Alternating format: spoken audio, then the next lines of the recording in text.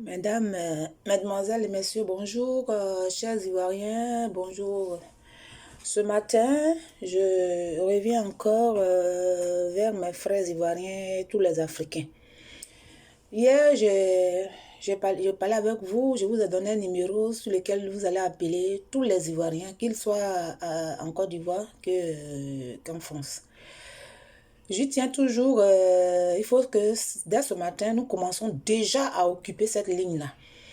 Parce qu'il faut que le président Macron nous explique.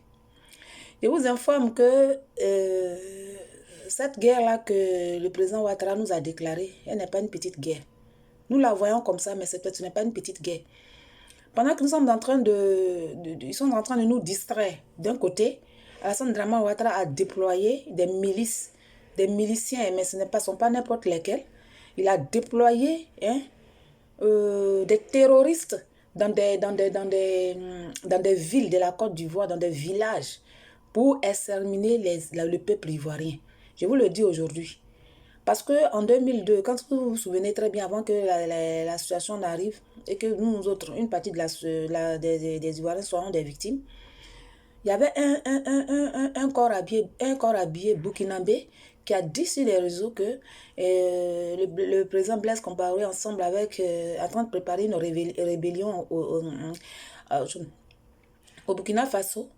Et nous n'avons pas pris ça au sérieux. Cette fois-ci, je suis en train de vous dire, Alassane Ouattara est en train de préparer un grand coup, en train de préparer une rébellion, c'est-à-dire que préparer un génocide dans notre pays. Et ces personnes-là se sont déjà déployées. Ce que vous avez vu et que vous avez entendu parler d'être à l'hôtel Edison Bull, ça, ce sont ceux qui sont restés sur Abidjan.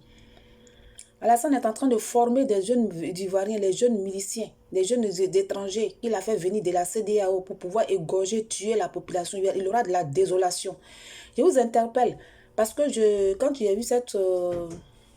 quand j'ai vu cette information, je me suis exactement renseignée. Et c'est dans ce renseignement-là que j'ai compris que c'était vrai. Chers Ivoiriens, faisons attention.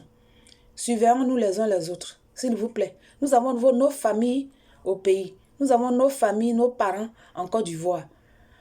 Hein? Donc, aidons-nous les uns les autres et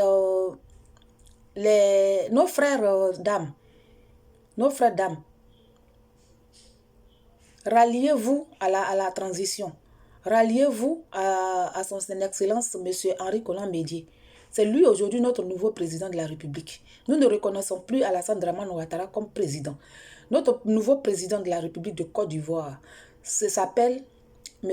son excellence Aimé Henri Konan Bédié. C'est lui notre nouveau président de la République. Cher ami, cher frère Corabillé, cher frère, ralliez-vous à M. Henri Konan Bédié. Ce que Alassane Draman Ouattara vous a donné, l'argent qu'il vous a donné là, hein, c'est pour vous. Prenez, parce que c'est l'argent de la terre de vos ancêtres. On n'a pas à vous en vouloir pour ça. Mais ralliez-vous à M. Alassane, à M. Bédié, parce que Ouattara veut tuer les Ivoiriens pour mettre de la désolation, la peur.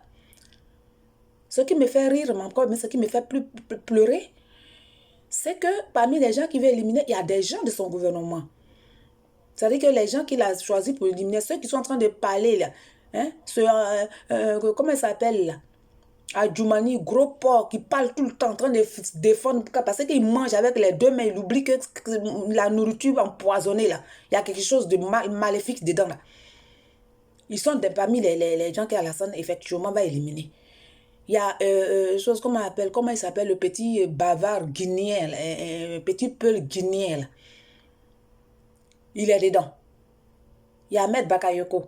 Donc, moi, je vous dis, la seule personne qui est en train d'épargner, c'est seulement les Kandia. Donc, je suis en train de vous dire que voilà ce qui va se passer.